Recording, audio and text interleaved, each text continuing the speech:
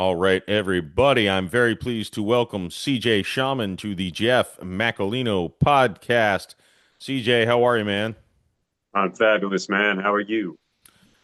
I'm doing pretty well. I told you before, got a busy day, so I'm hoping Yeah, I make it through. It's one of those late nights, and then I wake up at 6 a.m. no matter how late I stay up. I exercise for 3 hours. I go drive and edit my movie, and now I'm just doing podcasts the rest of the night. So it's a full like 16, 17, 18 hour day today on little sleep. So we'll see. I'll get through uh, this. that's not a bad gig though. Just spending your life doing podcasts. We could be slaving it up to the man out there, but you're free and independent, so that's a win. Yeah, yeah. The only person I have to do physical labor for is myself. Uh, Yeah. and that's voluntary. Um, So you work out for 3 hours in the morning. What kind of a routine do you do? well, so I've actually lost 35 pounds in what month is it? In 4 months. Um, Dude, that's killer. Yeah, so I wake up, I get on the vibration plate. I don't know if you know what that is. I don't know how much it helps, but it's supposed to help with the lymph system. So I do that. I do push-ups. I started at over 300 pounds, and I'm like, all right, it's hard to do push-ups at this weight. I'm gonna do five, and every day I'm gonna do one more. Wow, And it it's a good way works. to do it. Oh Yeah, yeah. it's just you do six and then seven, and it scales up nicely. I'm like in my head, I'm like logically this should work, and it has so far. We'll see, but Oh, I plan to do it up to 100 and just oh, do hell that yeah, every man! day. Congratulations. That's no joke. Like you're crushing it, man. Those are big time results you're getting there. Yeah, yeah, and then I walk. In fairness, I walk. That's like almost an hour and a half, 2 hours. I walked 5.5 miles, or I think this morning. And then I do something in the backyard that doesn't make any sense, but it's just to break up the monotony. I take a football and I pick targets out in my backyard. And if I hit the target, I just go get the ball and do it again. If I miss, I have to grab a bag of potting soil and run a lap around the yard. Uh, Give yourself a chore to do if you don't complete the task. That's kind of Yeah, cool. so I'm at the very least, even if I'm perfect at throwing the football, I'm walking, which is what I'd be doing anyways, but I'm not perfect at throwing the football. So I get some, I mean, those bags are a good, I don't know, probably 20 pounds at least. Oh, yeah, Um totally. so yeah, I'm like I feel like it's a good like full body exercise. Yeah, I didn't lift today. I just did those things. Um Are you a football guy, a football fan, or is it just part of the training? no, yeah, I'm a big football guy. It's like starting Sunday. Well, technically Thursday starts the season, but I don't really care about that game. But Yeah. yes. So I did realize last Sunday I'm like, "Oh, this is the last Sunday until next year that I'm going to be available to do anything." Yeah, totally. So who's your team? Unfortunately, at least this year it's the Saints. Oh, dude, I'm a huge Broncos fan ever since I was a little Oh, boy. So like, we got your old coach, and he's absolutely crushing it for us. So I'm excited about this year. But we got that whole New Orleans connection there going. But I don't yeah. know how it looks for you guys this year, but definitely Spencer Rattler. Huh? We'll see what he's made of.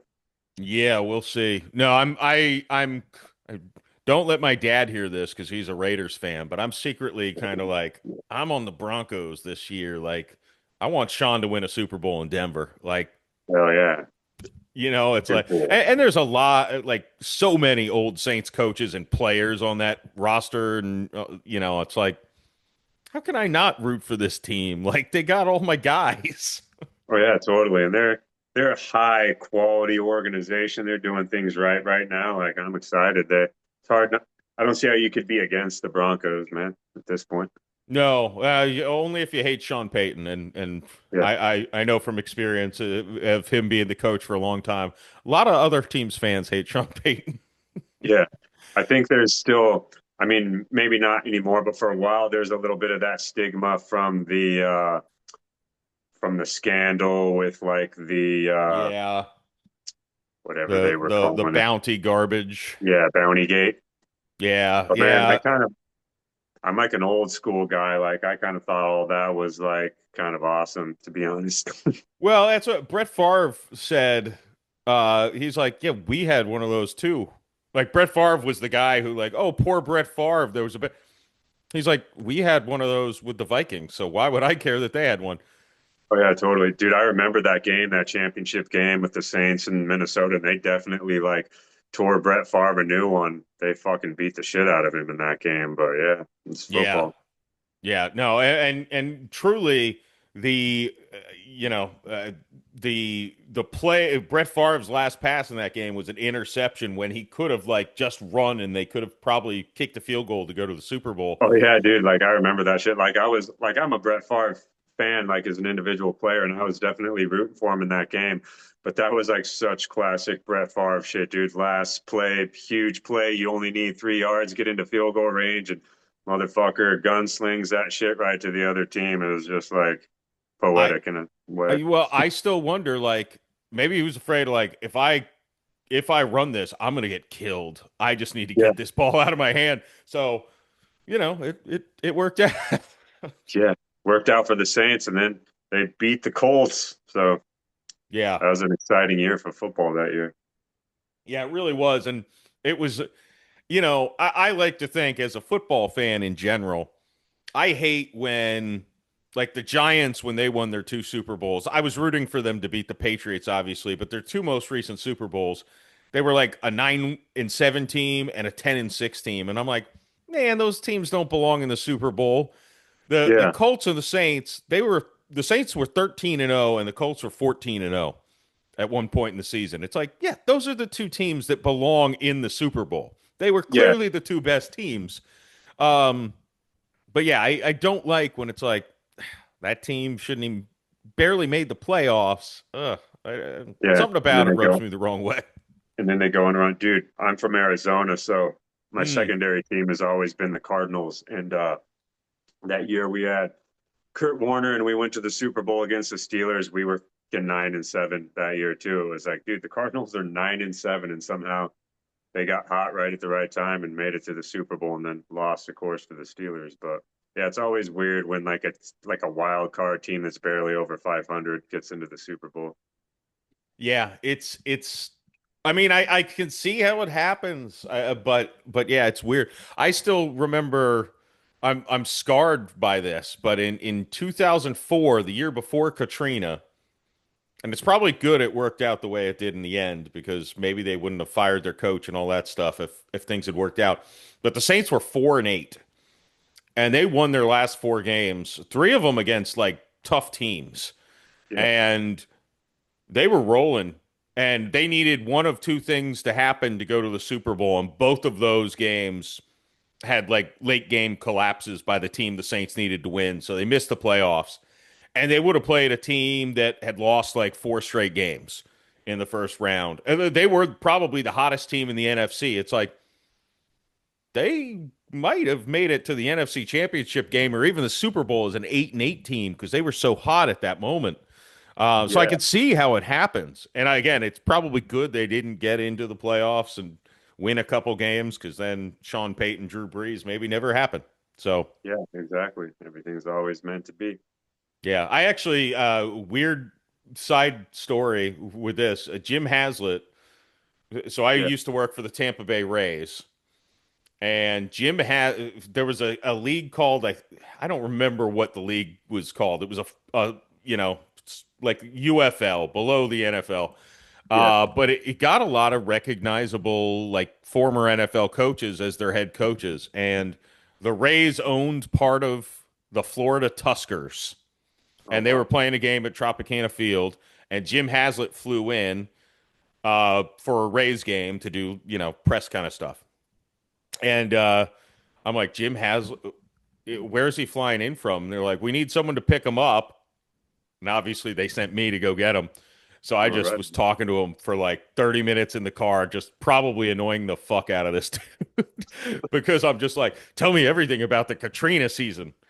And Yeah, man, it, whew, like crazy. Like he had so much hatred towards Saints ownership for how they handled that situation. Uh, which was ridiculous. They had walkthroughs in a Walmart parking lot, and it rained the night before, so the coaches had to go buy brooms and like sweep the puddles so that players wouldn't.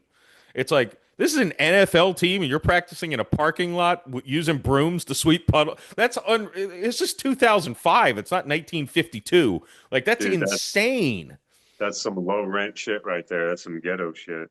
Yeah, seriously. He said one of the coaches showed up to the game late and hammered. Yeah, I And don't like doubt it. during the game, he got on the headset and was like, "Coach, I'm so sorry." And he's someone find him and get his fucking headset.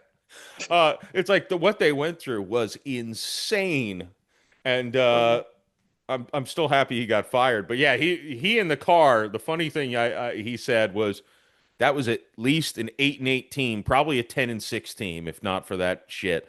And I'm like, that's the problem. You guys wanted a 10-6 team.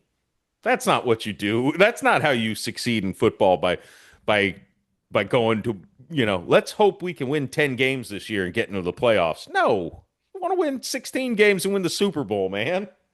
Yeah, I can't believe they fricking the best they could do was a Walmart parking lot, man. That's insane. Yeah. Yeah, and I think he said it was like week 4 before they got film. So literally in the NFL, we're not watching film of their opponent before the game. That's insane. I don't. Yeah, it's like major league vibes, but for the NFL instead. Like everything's like freaking. I'm surprised they didn't have them on like traveling on some old freaking school bus. Yeah, I didn't ask. They may have.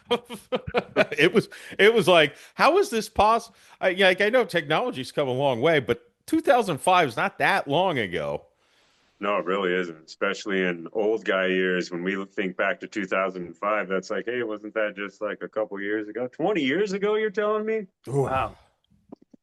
I don't agree. Let's rewind it back a little bit. Yeah. So I want to tell you I listened to El Diablo before we started talking, and I love the song. Oh, Uh, thank you. I appreciate that. it's such a and everyone listening, we'll have links in the show notes, and we'll talk more about where you can find them later. But go on whatever and listen to this song. At least if you have my musical taste, it's a throwback, man. And I mean that in a good way. Like it's like, man, I was just saying in the car, I'm like, they really don't make like good, like I don't know, like rock songs anymore. Like everything's a little softer, and not that it's bad, but it's like, I can't, sometimes I want to listen to like a Motley Crue or Oh, AC/DC or something, and it's like, oh oh, yeah. I got to get this guy on my Spotify. Oh yeah. Something with some balls, something with some edge. That's where I come in. Yeah, no, I'm a big fan of it, and I'm sure. Well, I was gonna say I don't have that many female listeners. I'm like 80% male, so I think most of my listeners will like it. It's Oh yeah. Okay. but yeah, no, I'm going to. That's the only one I listen to. But I'm like, damn, I I got some catching up to do now. So kudos to you. It's Thanks, man. Yeah, it's hard to grab that female audience and get them to pay attention. They got too many other things to pay mm, attention to. yeah, yeah. I'm sure there's some women who like rock, but Oh yeah, they're still out there. Like the chicks in the video with me, they're big rock fans. Like, so that was cool. Like that they were actually into that kind of thing and not just like in it to look sexy. They actually like the music, dig the song. But yeah, man. Did you listen to the album El Diablo de Ocho to hear some of the other stuff, or just mostly the that single? I just listened to the single, literally probably 15 minutes before we started talking. But yeah, no, I'm definitely listening to the rest of the album after that. Oh yeah, Um, dude, you'll love the whole album. The whole album is definitely like a rock and roll throwback. You'll love it. yeah, no, and I even just listening to one single from it, I recommend it to everyone. Uh, because it's I'm like, yes, someone making music, like new music that because as much as I love the old music, I've heard it a million times, and Yeah, it's nice to have something fresh to throw in the rotation. no, absolutely. I hear you. It's like most the shit I listen to is all like, 30 to 40 to 50 years old. So I'll I'll go in and try to find like, and my daughter helps me out with this a lot. She's like a huge music fan and she's into all the rock genres, basically starting from the late 60s to the like mid 2000s. Like one of her favorite bands is My Chemical Romance. So that's about as like new as she gets. And then she's really into Van Halen. She's really into Kiss, Judas Priest, like a lot of, the fun like 80s music. She's into like Foreigner and uh Journey and like, I don't know if you've ever heard of that Canadian band like Trooper or the band Zebra. She's really into like Def Leppard. She's like such a throwback and and I know all those bands exist and like you have those songs like embedded in your DNA from growing up with it, but like she's caused me to like dive into like the deep cuts, into the deep tracks of some of that old stuff, which is just like blows me away how much cool music there was from the 70s and the 80s. And like I'm a fan of like all that shit, but she helped me like dig deeper and find, the hidden gems in there that they don't always play on the radio and that you don't always look for on your playlist. And man, those old bands have some really cool songs. And so it's like when I find new music, it's usually still old music, and especially in rock. Like when it comes to more like country kind of stuff or like the new kind of modern alternative country that's out there, I'll find some new guys that I think are doing some pretty cool shit. But it's hard to find like a brand new rock band that's like, whoa, these guys are fucking badass. Like it just doesn't really exist that I can see, anyways. Yeah, yeah. That's it's crazy. I guess the music I like the most. A lot of it was probably even from before I was born. Like No, I was so, born in December '86, so like oh wow. that late '70s to like early '90s, I feel like is the stuff I gravitate towards. Oh Um, yeah. Well, are you? What's your birthday in December? I'm December 20th. 11th. Oh, right on. Fellow Sagittarius in the house. Yes, sir. Hell Yeah. yeah. It's what how long have you been at it? Oh shit. Well, I was born right at the end of 79, so in December 20th, 79. So I got 11 days to live in the 70s. And then I guess in high school when I was like 16, 17, I really got into the Doors, and so I kind of became like mesmerized by Jim Morrison, and he definitely, besides like being a kid and being into like Elvis and Johnny Cash and you know Bon Jovi and shit like that, like Jim is the guy who really like honed me in on I want to do what he's doing. I want to be a rock star. But I kind of just like kept that to myself and I didn't really pursue it probably till I was like right out of high school, like living in like, like a party flop house with me and all my buddies, and they were in a punk band. So we had like all the equipment set up in the living room. And in our little town, our place was sort of the hub of where everyone came over to party and hang out. And a lot of us actually were musicians. And so at any given time, there was a guitar player, a drummer, and a bass player just like hanging out, hitting the bong, watching cartoons, drinking a couple beers, and we jam on the equipment. And that's pretty much when I first started doing it, was just, having fun playing Sublime covers, Doors covers, Bob Marley covers, fucking, what do you know? Sweet Home Alabama, right on, let's fucking jam it out. And then we'd have a party. So we'd have like a house party. We'd kind of jam out a little bit, but nothing real serious. And then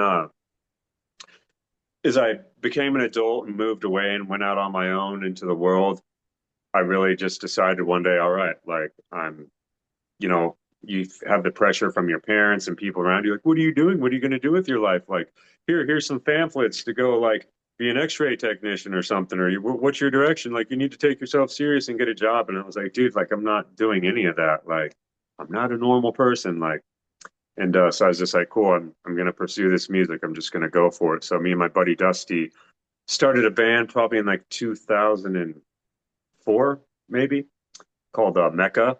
And so I've been at this like 20, 21 years, I suppose, of actually taking myself serious. And so it's been a long path, but for where I'm at right now, like, this 20-year plan that I've been on, like, definitely had my issues with that. I wanted to be on the 1-year plan, but I'm on the 20-year plan. But in that 20 years, man, have I learned so much and reinvented myself and found myself and grown so much that being in this position right now where I'm at, about to have all this success, I'm able to like look back being as high as I am now and look down on my past and just be like so thankful that it's taken me 20 years and to learn everything I needed to learn to embody what I need to embody. And like, I'd get jealous sometimes of guys that think of, have you heard of this kid, the Youngblood guy right now? Have you heard of him?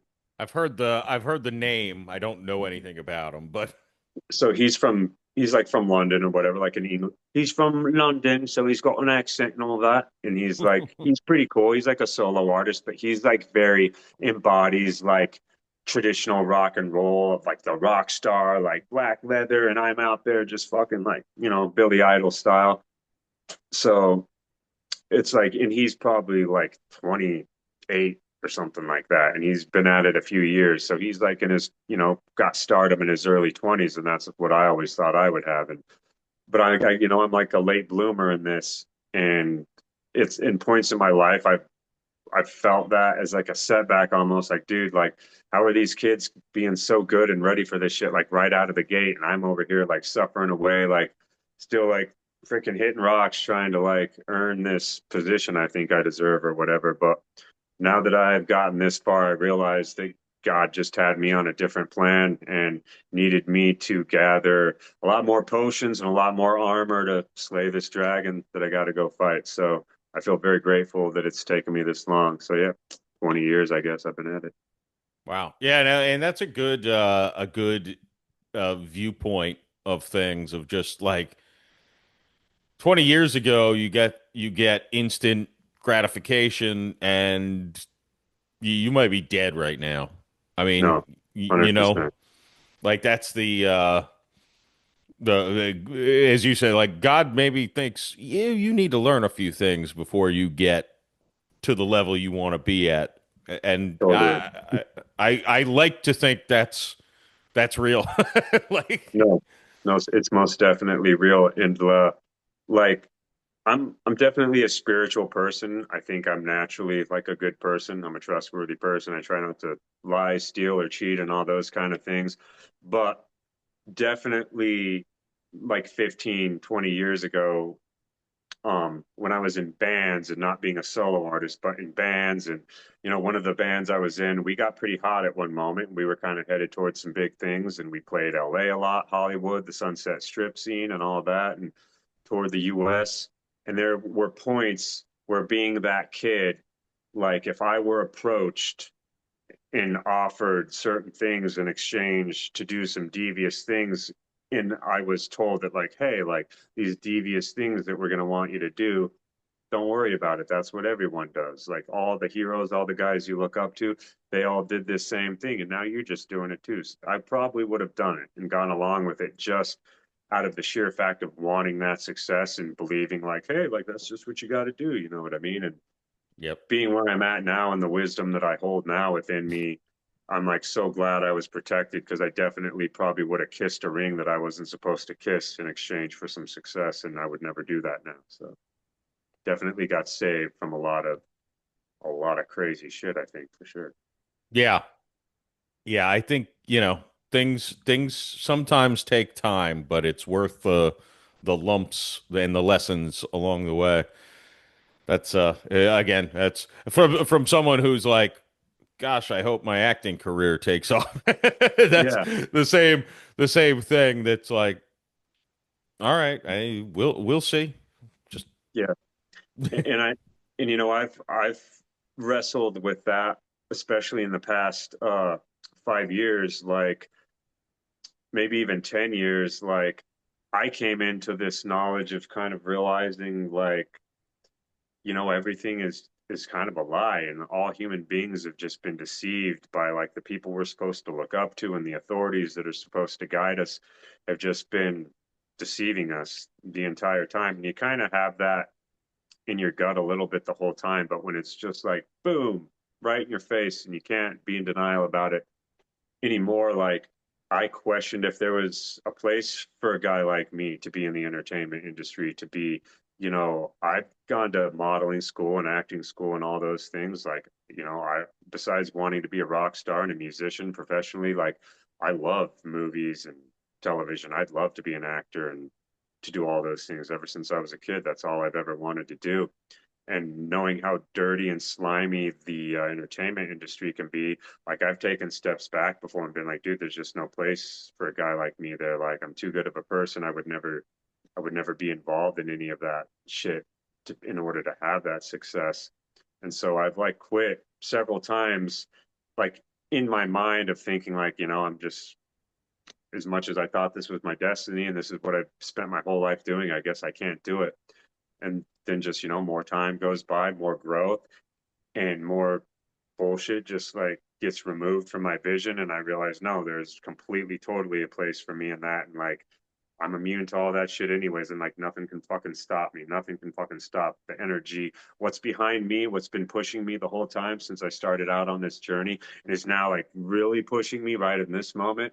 Like it's meant for me. And there's, all that bullshit is just gonna like, yeah, I'm like a duck, and it's just water is going to be bead right off my feathers. You know what I mean? It can't touch me. So that's kind of the attitude I have now. Now, Nice. Yeah, how much has I mean, we were kind of talking earlier, 20 years ago. It's not that long ago, but a lot of things have changed. yeah, Uh how much, I mean, like social media wasn't, I don't think it even existed in 2004. Now it's dude, the basically, OG, we had MySpace. oh, MySpace was there in '04. I think it was there. Yeah, Yeah, I guess so. Because I think I joined Facebook in like '06 or something after I graduated high school. Um, so yeah, MySpace obviously would have been there. But it's now it seems to kind of rule everything.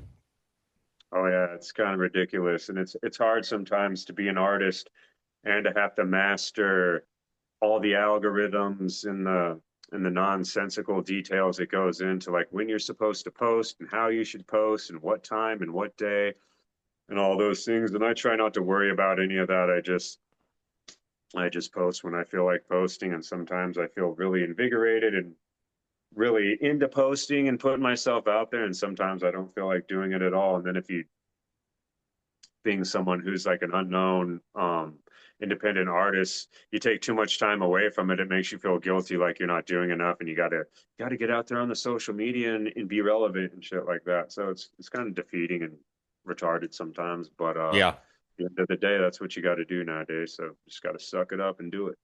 No, and I was talking to someone else about like it is so stupid that like think of all of the talented people who are being leapfrogged by untalented or less talented people who know how to work the social media algorithm. Exactly. And it's like, could you imagine like I'm trying to think of a great solo art like just Whitney Houston has undeniable vocal talent, Yeah. right? She has special vocal talent.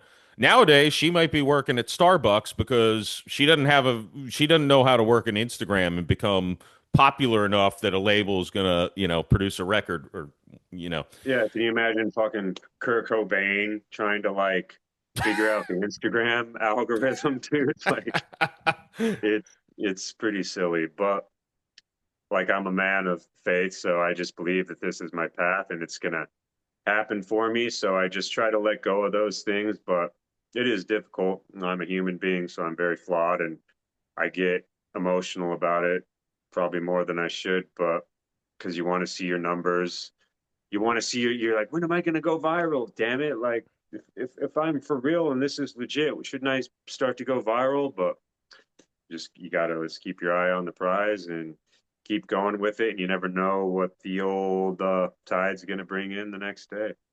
No, unfortunately, and I've said this in another podcast, so I again want to reiterate the important fact of I am not saying that successful people do not work hard and do not grind and do not, slave away at their craft.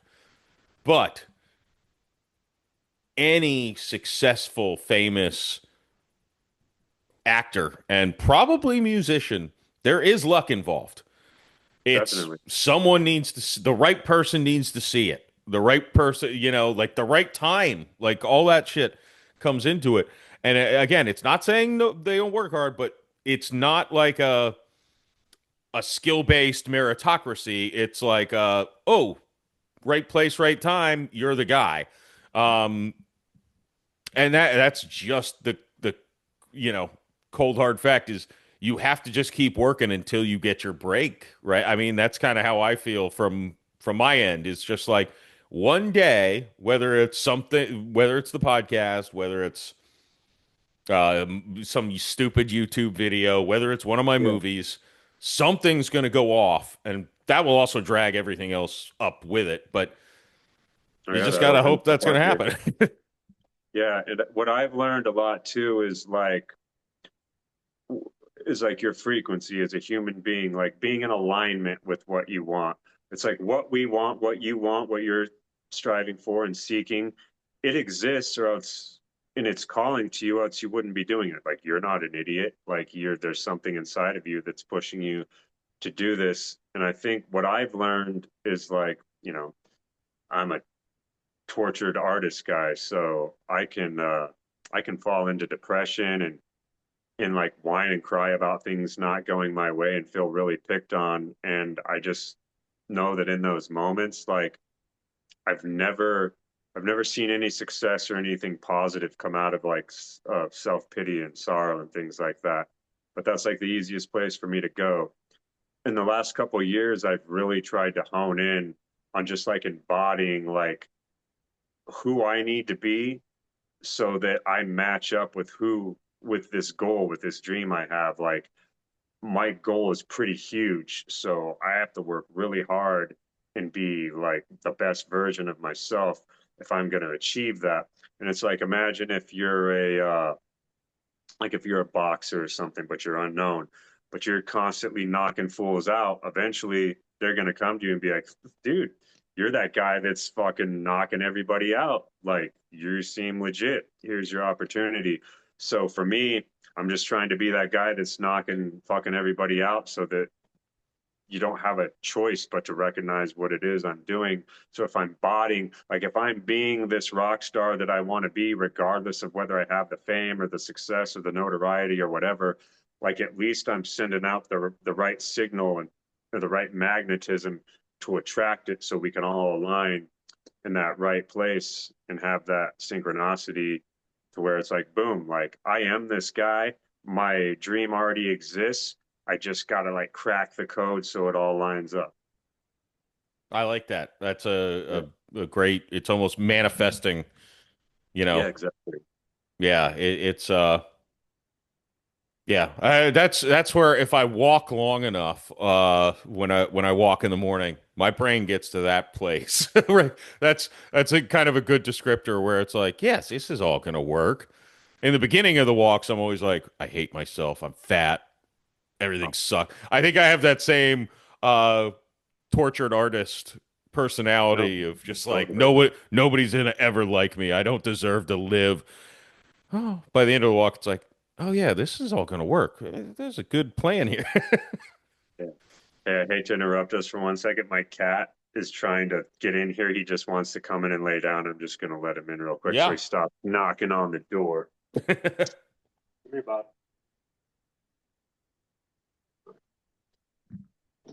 I guess my daughter grabbed him for me, so that's cool. But yeah, so what's your main goal, man? Tell me about what you're trying to do out there. Well, I executive produced. This is two indie films. One we filmed in November. I was the lead actor of that. Someone else wrote and directed it. Okay. And then in June, we shot another movie that I wrote and directed. I was not the lead, but I was a lead supporting character. Now, are these like Um, full-length feature films or or like shorts or Full length. wow. The first one's about an hour 40, and right now I'm working on editing the second one with somebody else because I don't have the technical skills to edit. But Yeah. as the director, I get to kind of, you know, control some of the stuff. That one's about an hour 35 right now. So, yeah. And what I know a little bit about your backstory is it like comedic or So the second one is a comedy, okay, although it will give you some emotional whiplash because there are a couple scenes that make me cry. okay, wow, I love it. Um, the first movie is not a comedy. It is a very heavy drama. And it was kind of intentional, even though I'm really a comedy guy. I'm like, I want one movie out there where I'll be honest, going into it, I'm like, I don't know if I can do it, but I want to sink or swim and show whether I can act. And I've hated myself in every single thing I've ever done before this. Like just what I mean, watching yourself on screen is really difficult because you recognize it's you, so you Yeah, don't believe anything you're yeah, doing because you know you're an actor and you remember filming this thing. yeah. Um, but this movie, I don't know. We'll see what other people think, but I'm like, ooh, I think I did a pretty damn good job for again, I think my natural ability is comedic acting. I've got great timing and all that stuff. But this movie, the it's called The Last Ride. It's being entered into film festivals, so who knows when will be out. But I watched it. I got the final version of it just last week, just probably less than a week ago, and I watched it, and I'm like, I think I did good. I Well, think. good. That's a pretty good sign because I'm sure you're pretty like hard on yourself. I'm the same way. Like when I'm listening to my music, I'm a perfectionist. So if I'm like really digging what I did, I'm like, dude, I fucking nailed this shit. And then there's some times where you're like, man, I wish I could kind of go back and change that part a little bit, but you got to live with it. But anytime you as the artist feel like content with it, I think that's a success. Even if other people are like, oh, I don't know, man. But if you are like, dude, no, I think I did great. That's all I want. I want to feel good about myself and what I did. It's a very selfish thing. I want to feel good for what I'm doing. You know what I mean? Yeah, no, I think that's, I mean, so I think that's really a great way to think about it because if you, the creator, like it, then you succeeded. Yeah, Like 100%. you I you believe. pulled off your goal. Now maybe other people they don't like it, but that's because they have a different desire than you, Yeah, right? It's not that's not your fault. You yeah, execute I mean if you love the product, you executed your vision. Your vision may yeah, not be liked by other people, but that doesn't really, that doesn't mean you failed. That means you succeeded and other people are just different taste or whatever. yeah. And the people that do like it, those are your people.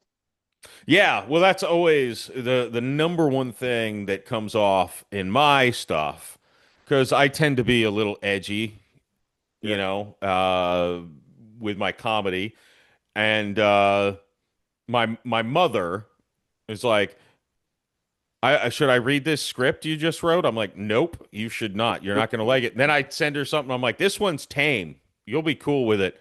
She's like, oh my gosh, this is horrific at page 5, and I'm like, I mean, you know. What are you gonna do? Like you're not my target. My target demo is not mid 60s Catholic women. It's yeah, just it's generally not women. yeah. Yeah, with my music, I'm only trying to please myself, and I know I got good taste, so I know that there's going to be an audience for it. But I'm trying to make music that I would be a fan of, because that's especially for me right now in this world. I mean, I can only do what I do regardless, but I'm just like, dude, I just am trying to make music that I like, that I want to listen to, and then put my spin on it. So Like, yeah, it's very personal. I'm not trying to go outside of myself at all. Trying to really be a fan. I love being like I'm a fan of my own music, and so I look at that as like kind of cool. Why wouldn't you want to be a fan of your own work? Yeah, absolutely. You should. I think that's the goal as a creator. Now, I mean, I say that, but I won't listen to my podcast. But but that's a Yeah, different. But that's also because I've already had the conversation. I don't need to listen to a replay of it. yeah, And I feel you. maybe my one later tonight after 6.5 hours of drinking, maybe I might want to re-listen to that one. But Yeah. that's a separate issue. Give it a run through. Make sure there's no shenanigans. Yeah, yeah, it's rough. I've put out two episodes where I say two. There's definitely been more than two, probably three or four, where I was just like almost unintelligible at the end of the podcast. And it's like I woke up the next day and I'm like, did I record that? Shit, I think I didn't show up to that podcast. I'm like, oh no, it's here. It's an hour and a half. That's not good. We live and we learn. Oh, maybe we'll find out tonight. Who are some of your inspirations that have inspired you, comedic wise? So the two guys I probably point to the most. One is Doug Stanhope, and I'm actually wearing a Doug Stanhope t-shirt right now.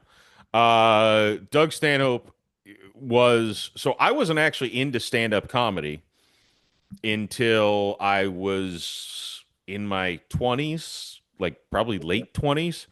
Uh, because the stuff I heard back when I was a kid was kind of always charactery and Stanhope is just super dark and I'm was familiar with his work. He's great. He's good. He's different. yeah. So when I was actually trying to write my first screenplay, I sent him an email asking for advice and he responded to me very quickly Wow. and was like he's like yeah, I'm sure he sent this before he just substituted the name but he's like who the fuck do you think you are? You're Jeff Macolino. No one in Hollywood cares about you. You're a nobody.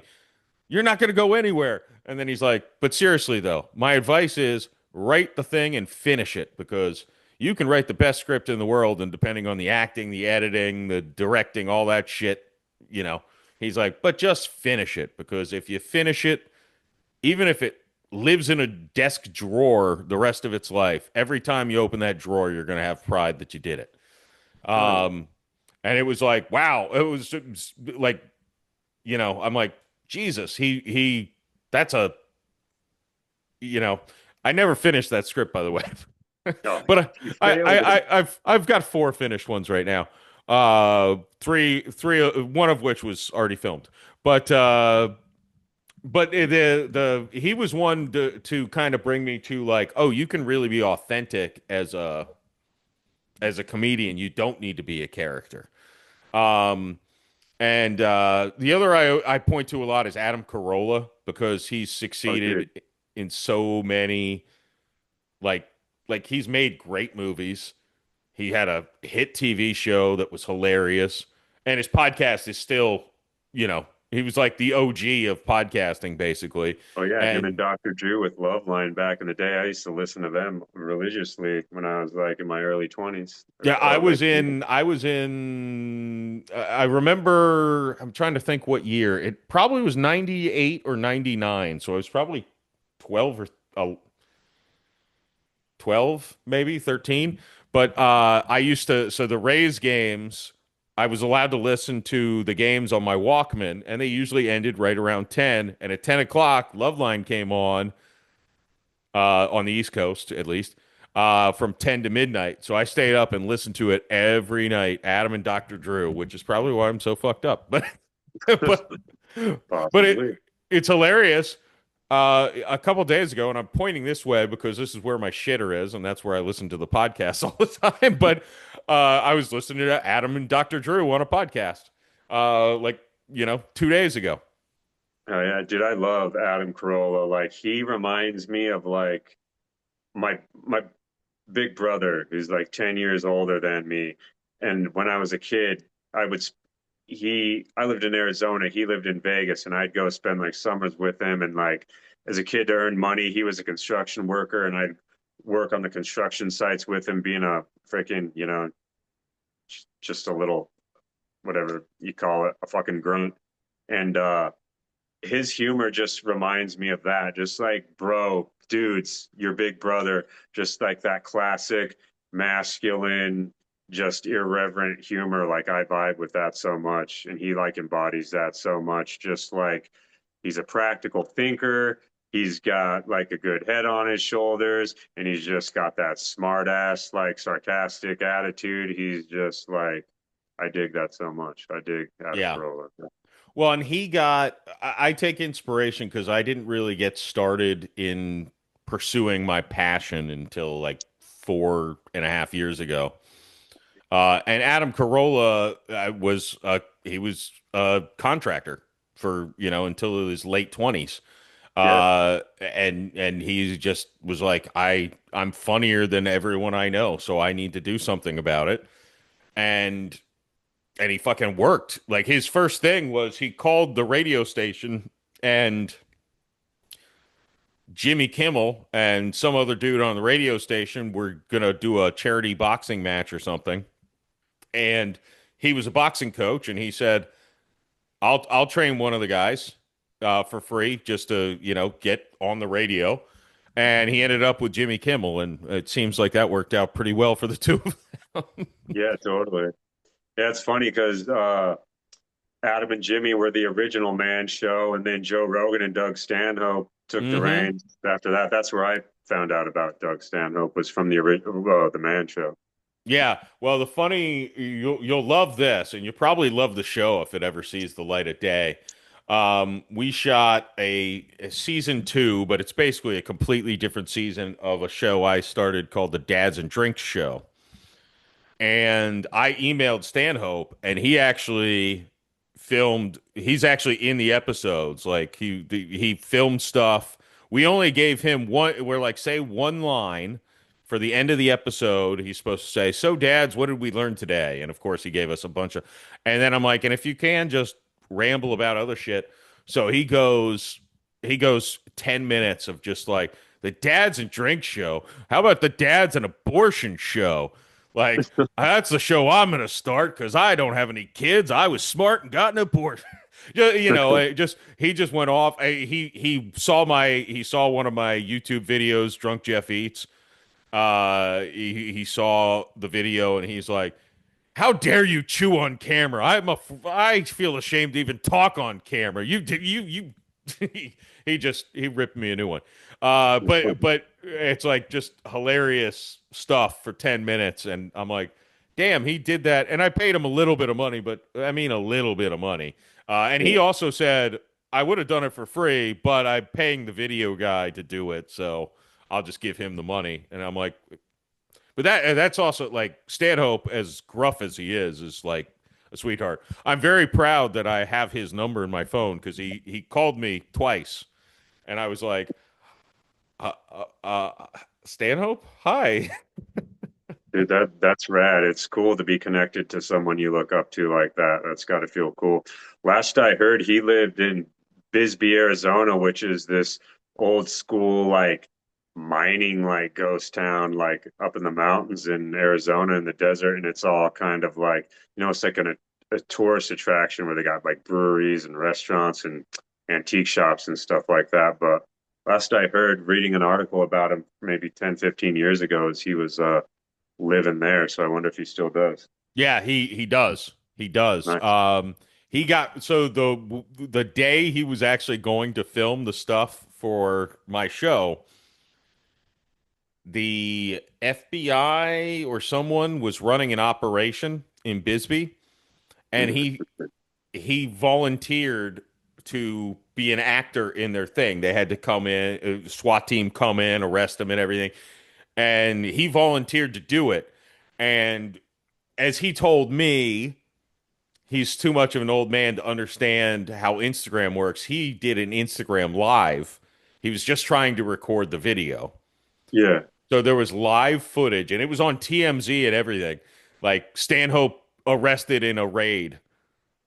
And this was the day he was going to record the shit for my show. Yeah. So he calls me and he's like, "Hey, sorry, I've been a little busy. I promise I'm going to record it tonight. I'm so sorry.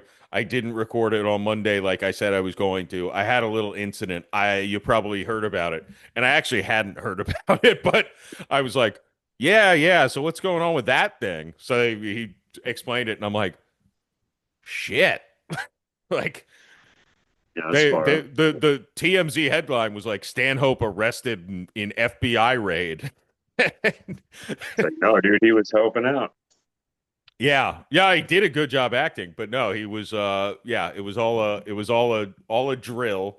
But yeah, he was also one thing I also if there was anyone you would expect, you're familiar with him, to not be very professional as far as like getting back to you and like responding to you, you would think it would be Stanhope. Yeah, He's like he's totally aloof and a flake and all that. and a drunk and a drug Yeah. addict and oh yeah, all these things. He was like so on the ball. He was like, is there anything else I should do for this? Is this, constant back and forth with emails like, I'm going to record this today. I'll send it to you by tomorrow. And then when he didn't, he's like, what's your phone number? I got to give you a quick call.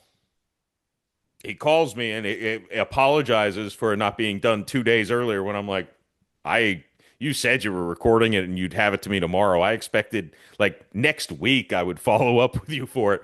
So it's like that was a lesson too for me. Like, oh, you really if Stanhope's on the ball with me, somebody who's paying him in peanuts, like Yeah. I should be on the ball all the time. I try to be, but it's like that's kind of a I'm like I learned something from that. Like it's like, yeah, if he can do it, I don't have an excuse not to do it, even if I live a lifestyle similar to Yeah. his. It seems like he's just a cool, stand-up, genuine dude who doesn't fuck around. Yeah, if he heard this, he would be so pissed because he doesn't want people to know he's actually a nice guy. Yeah, it's part of he's got to keep the persona intact, the reputation. No, and I would bet money. I don't have the balls to do it, but I would bet money he would come on the podcast if I asked him. Just no Oh, no questions. doubt. Like, yeah, okay, I'll do it. Um, Seems like he's pretty supportive of what you're trying to do, I imagine. yeah, no, he's. I think he is the. And I wish more artists and the music field is probably maybe I don't know. You tell me the worst at this, but Joe Rogan's always saying like, yeah, the rising tide raises all ships. I want all of us to get better, and I want to. If I get bigger, I want to bring everyone else up with me. And I love the communal. Like, we don't need to compete. We should just support each other and all get rich, all get famous, all get success. Yeah, I feel like I music, wouldn't care. there's the least of that. Yeah, the music industry is definitely infested with sharks, and it's very competitive and very backstabby. But like I've been in several bands, and even as a solo artist, you pay for play musicians to join you on stage or to work with you and stuff. But regardless of whether you're just paying hired guns to play with you or it's your buddies that you have like a rapport with and a history with, like I, you know, I've lost pretty much every friend I've ever had, and it all is directly related to just to music and for me pursuing music. So I would say that it's definitely not something to pursue if you're trying to make friends, because I pretty much lost every friend, but they weren't real friends to begin with. So it's helped me ditch a lot of excess baggage, and you'll find out who your real friends are. Let's just say that. So I probably started out with, a big bundle of friends, and now I have one true friend left in the whole entire world that I could really count on or call my friend. And Yeah, I don't know what it is. There's just a lot of jealousy. There's a lot of, I mean, musical artists are all very probably damaged and sensitive and have egos, and you don't find a lot. I mean, I haven't met a lot of like professional, successful musicians who have like fame and status, and they're probably different and have a little bit more of like, I've already made it. I've had my ego. Right. Like, I've got all this, so I don't mind like, being I can be a nice guy because I've already got everything I'm going for. But I found that like competing or being with dudes who were all kind of on the same level trying to like get somewhere, like there's not a lot of camaraderie and there isn't a lot like, oh, like I'm supporting you, bro, like go get it. There's, I've had friends that are literally, over here trying to be in a band or whatever, and have no horse in my game whatsoever. I'm doing something completely different over here. And I invite them out to my show as a friend, and I do what I do. And they're just like, I mean, what I do is like, I'm very different. I'm on like a whole nother level of how I perform and what I do. Like, I'm like a motherfucking like rock star when I perform. And a lot of, but I'm not known. But when I perform, everyone's like, dude, why aren't you famous? Like, what the, like, you're so awesome. You're like the best frontman I've ever seen in my life. It's crazy. Like, you shouldn't be at this little club or whatever. And people will see me and they'll be like so jealous because they'll be like, oh, well, I didn't know CJ was like this. Like, I was just expecting like, a local show where it's like, I don't know, you go to like a local rock show, everyone, the band is just like, a hobby band where they don't even dress up to look their best for the show. They're a little bit shy. They're like kind of fiddling with things the whole time. They don't have a ton of like exuberant stage presence or whatever. And I bring like all that shit.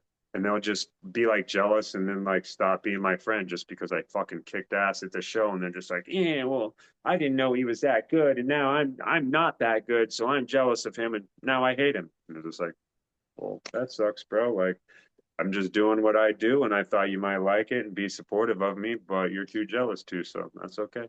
Moving on. Yeah. Oh, that sucks. That's just yeah, even in I don't know. I mean, I'm very low level, but even in acting, it's like you want like I'm excited when I see people I was in a movie with get a bigger like a role. Even if it's a role I wanted, even if it's a role I auditioned for. Yeah. It's like that's exciting to me. And maybe Yeah. part of that's so I guess maybe part of that's baked in the cake of like if a guy you're in a movie with makes it big, that means people are going to go back to that movie, Yeah, and maybe someone will find me there. exactly. You And if know, he can so do it, but I you can you do it. don't have that with music, I guess. I mean, you should to an extent, but I mean, I'm sure it exists out there. I think one of the reasons for me, like I've dealt with a lot of negativity on my path, but like I'm naturally sort of a sensitive guy. Like I grew up kind of a very meek, sensitive um kid. So I think God definitely wanted to like toughen me up, and I think he's toughened me up by putting me through a lot of turmoil and a lot of chaotic relationships and dealing with a lot of jealousy because like when I make it to the place where I'm meant to make it, like I've got to be someone who can cancel out all the noise and like not read the comments, not worry about the haters because I'm someone maybe like 5, 10 years ago, like knowing that people were against me or jealous of me might completely just like stop me in my tracks and go, but why? Like, I'm devastated because of that. But now it's just like if you hate on me, you're jealous of me. Like I literally just don't even give a shit. Like I'm going where I'm going regardless. And if you want to take time out of your day to focus on me and put negative energy towards me, like go for it. But I'm not paying one single bit of attention to what the fuck, whatever it is you're doing. So just know that. Like. that's the way to get through life, I think. Yeah. Don't reject the negative energy, just ignore it completely. It's I I just looked at the clock and realized we've been talking for an hour, which is crazy because I thought we were like 20 minutes in. I Uh know the guy kind of flew by. Ray really did. So before we get too late here, I got to talk to you, ask you Tell my audience again about the newest album and where they can find it, and also if there's anything upcoming they should look for, and any socials, anything they can follow you on. Well, all right, fans of the mighty Jeff. How do you pronounce your last name? So I don't fuck it up. Macolino. Macolino? Yep. Jeff Macolino. All right, fans of Jeff Macolino. I'm CJ Shaman. You can find me on Instagram at CJ underscore Shaman. And I put a lot of cool content up there and we'll give you updates and things. But whether you're like Amazon Music or iTunes or Pandora or whatever, but mostly Spotify, I guess. But I have some older, more demo type stuff from back in the day on Spotify, but I also have three majorly produced albums. The first album I released on there with a major producer is called the hell is it called? Nothing New. And then we did another EP called The Great Mystery. And then my latest album I just released in early July is El Diablo de Ocho, which is The Devil of Eight. And it's 8 songs that are like pretty fucking badass. If you love hard rock, if you love psychedelic rock, if you like old school, like like outlaw country, and not necessarily my music definitely there's like a country edge to my music in this way, but it's not really influenced by like country music per se. It's more influenced by like Western movies, by like the feel of a Western movie, by like outlaws and lawmen fighting it out in the streets, like the good, the bad, and the ugly. There's a sense of like an outlaw Western Riders on the Storm kind of vibe to some of my songs. And then there's a little bit of a reggae vibe on some of them, but it's mostly just like hard rock, man. Like fucking Danzig, fucking Judas Priest, Motley Crue, Aerosmith, The Doors, fucking Creedence Clearwater Revival, like just all the classic great bands of America from the 70s, 80s, and 90s. Like that's what I grew up with. And I put all of that into my music. Like I like to with my music, I like to show you what it is that I'm a fan of, and it's cool because a lot of people that hear my music will be like, "Dude, this reminds me of this, and this," and I'm all, "Boom, I'm into all that." So it seems to translate well. So look me up on Spotify, CJ Shaman. I think I got like 30 songs on there, like 3 albums, and then a bunch of demo singles and shit like that. But yeah, it'll take you on a ride. Like my music is like a wave. No song sounds the same. Like I like to make my album be like, it's like the ocean. It's like one song is different from the next so that you're like on a journey, so that you're having an experience. It's like a movie. There's a beginning, a middle, and an end to it all. And so I try to definitely bring that to the table. And I got a lot of cool things in the works. My label is actually about to roll out the promotion plan for my album. And you can go to YouTube and watch the video for the single El Diablo, which is amazing. It's kind of got Yeah. like Dust Till Dawn, Lost Boy vibes to it in this one way. There's kind of this vampire, deserty, cool thing going on in there. Don't quite know how to explain it, but you'll enjoy it. And then I got some fun hip hop collabs in the works. I'm actually signed to a label that's predominantly filled with hip hop artists, and I'm actually lending my skills to do some collabs with some major hip hop artists like Post Malone and Drake and things like that, where I'm adding a little bit of my rock and roll flair to some songs that are going to be some major releases coming out here in the next year. And so you're going to see CJ Shaman all over the place here in a couple months. So right now I'm just sort of taking it all in and enjoying the peace and quiet in my life because it's about to be a storm. So I'm just preparing for this storm that's about to happen. Dude, that's fantastic. That's awesome. I'm excited. And I just want to prove I'm not bullshitting. Not to you. I know you believe me, but to my audience, at least those watching, like I've got this pulled up ready to play. Yeah. Like I really enjoyed the song and I can't wait to listen to the rest of the album, man. Like Right. it's Well, I'm honored. Thank you. yeah, no, I'm excited and I'm glad the trajectory is skyrocketing, man. So I can't wait to hear all, not just the stuff you've put out, but the stuff that's to come, man. That's awesome. Hell yeah. Thank you, brother. All right, well, thanks again for coming on. Again, I can't believe we've talked for more than an hour, but I guess time flies when you're having fun. Or I, I had a blast, and I wish you much success with what you're doing, man. And I believe in you, and Doug Stanhope believes in you, and I think you're going places. And I would love to connect with you on like Instagram or whatever. If you got one, follow me, man. And I'd like to check out your movies, man. awesome. Yeah, for sure. I already followed you while you were telling people where they can find you. So Oh, that's sweet. yeah, definitely stay in touch, man. All right, thank you, sir. And go Saints, go Spencer Rattler. Let's see what he's got. And go Sean Payton and go Broncos. Amen. Oh Amen. yeah.